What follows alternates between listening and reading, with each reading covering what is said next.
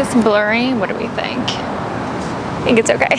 Hey muscle mommies, do you ever feel like you are crushing it in the gym, you're working on your body, but you're still not seeing results? We're gonna go through a few things of why that could be and how to fix it.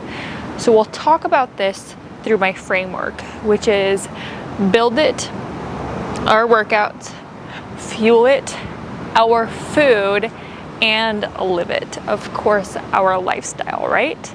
So build it. We talked about in last video how to know if you're pushing it hard enough. A lot of my clients don't know what weights to grab, and they don't really know if they're progressing. So I'm gonna share in just a smaller amount of time than last video how to know if you're pushing it hard enough. I want you to hit failure, form failure or muscle failure by the end of every set.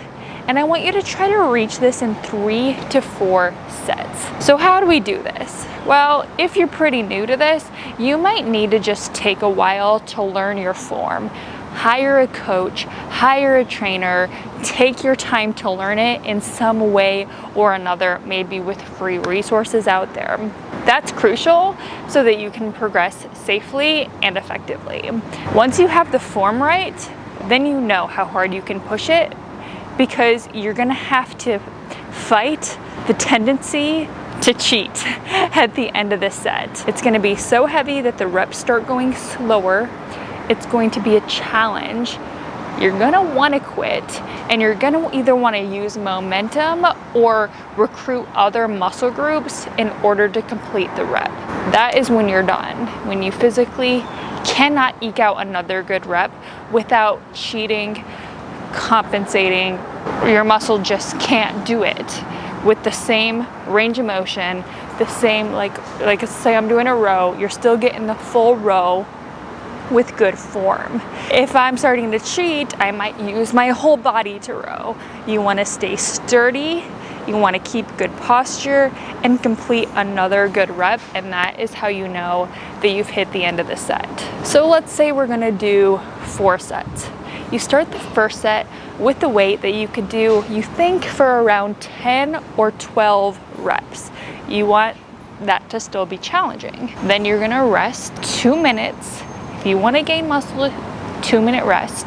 Then you're gonna pick a heavier weight that you think you could fail within more like 10 reps. You kind of gauge, was it easy, was it hard, what weight should I grab next if I wanna be failing by 8 reps. That's kind of where I want you. I want you to be failing by 8 reps. Those last like 3 to 5 reps are super, super challenging. So you pick a heavier weight and you want to fail by 8 reps.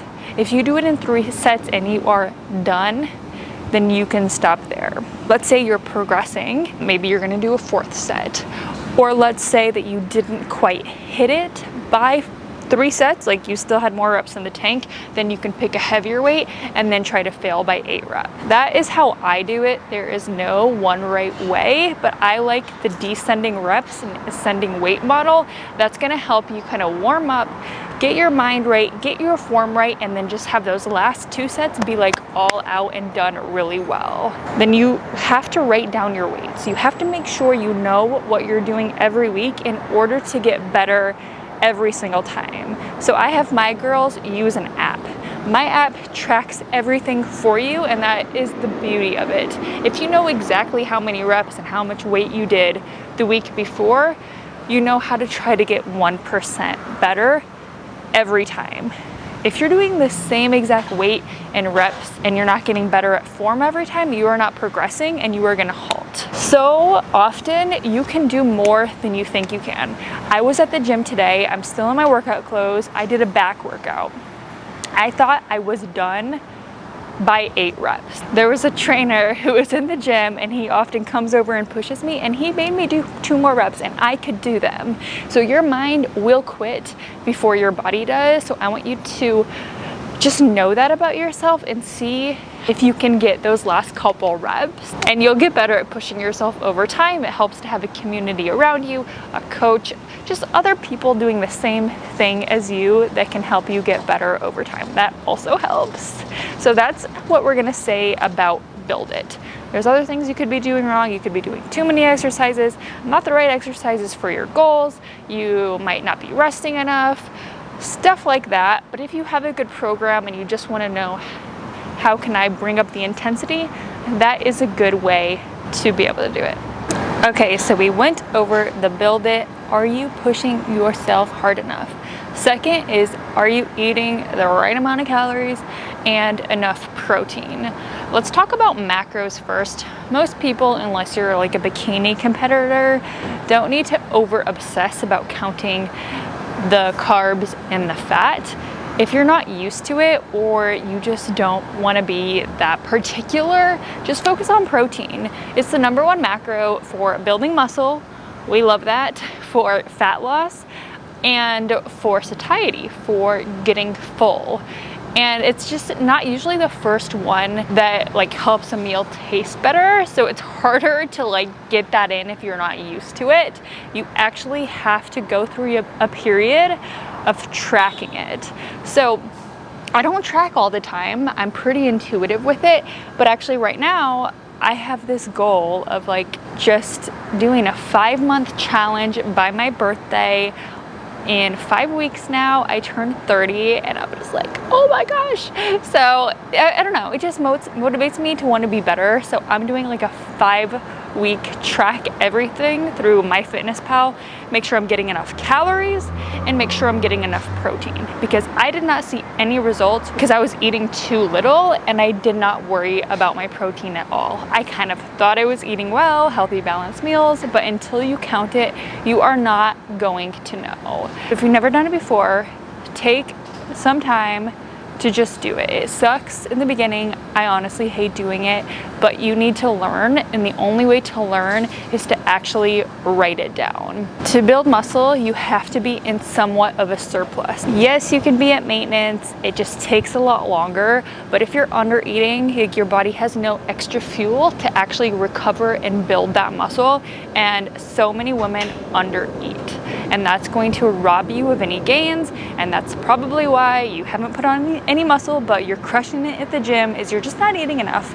And it's a tough pill to swallow, and it's hard to change because we get scared about gaining weight. I mean, so many women have that fear, even if it's subconscious, because just society wrote it in to our subconscious mind growing up that we're supposed to be small and thin. So we need to get past that, and that's why tracking can bring awareness to how much we are actually eating. And then take before photos, take progress photos, so you know that you're moving in the right direction. Be okay with just getting a little bit uncomfortable. If you want to grow, you're going to have to get uncomfortable with weights and get uncomfortable with the amount of food that you have to actually eat. It'll get easier over time, I promise. Now we're going to talk about Live It, the lifestyle component. So now we know how to push it hard enough in the gym. We know that we need to eat sufficiently for our goals. And then the last thing is it just takes freaking time, and that's why it has to become a lifestyle. It can't be something we just do for a little bit, hope that, you know, we get our goals in like 5 weeks and then stop. This has to be something that you do for the rest of your life. #1, functionally, as we get older, we want to be able to like get off of the floor if we fall. We want to be able to lift our suitcase and put it overhead when we travel. Heavy dishes, something in my mouth. We want to not be limited. We want to play with our kids. Whatever your motivation might be, maybe it's just looks, and I'm totally okay with that. Weightlifting is the answer. It's not just something that you kind of like do for a little bit, is what I'm saying. So consistency is key, and progression in that, which we already talked about. Having a lifestyle that supports it, which is the food part, but also the recovery part. And it's just continuously getting better. Continually asking yourself, am I going after my goals? If I see my vision of what I want to be next year, in 5 years, in 10 years, am I changing those little habits in my life continuously trying to get better so that you're moving in the direction that you want to. Because if you're not thinking about growth in our fitness journey, but also in our life, then you're just gonna stay the same, and you're gonna look back in 5 years and be like, how did I get here? Well, you can actually create change in the direction that you want by just getting better every single day, and that's creating a lifestyle around health and fitness. So that's your sleep, that's your workouts, that's your food, that's your environment, that's your friends, that's what you listen to in your ears, it's what you get up in the morning for. Create something that is enjoyable so you will learn to love the process, because that is the way. Learn to become process oriented and not goal oriented. Practice Kaizen, the Japanese business philosophy of getting better in small ways every single day, and it's going to be fulfilling for your fitness journey, but also for your life. So if you're practicing all three of these frameworks, the build it, fuel it, and live it, you are going to progress. Huge motorcycle going by. You're gonna progress, you're gonna get better, and you will reach those goals. So I hope this is helpful. I hope you implement something that you learned today. You can take action and you just feel a little bit more motivated to hit the gym. So let me know what videos you want to see next time, and I'll see you then, muscle mamas.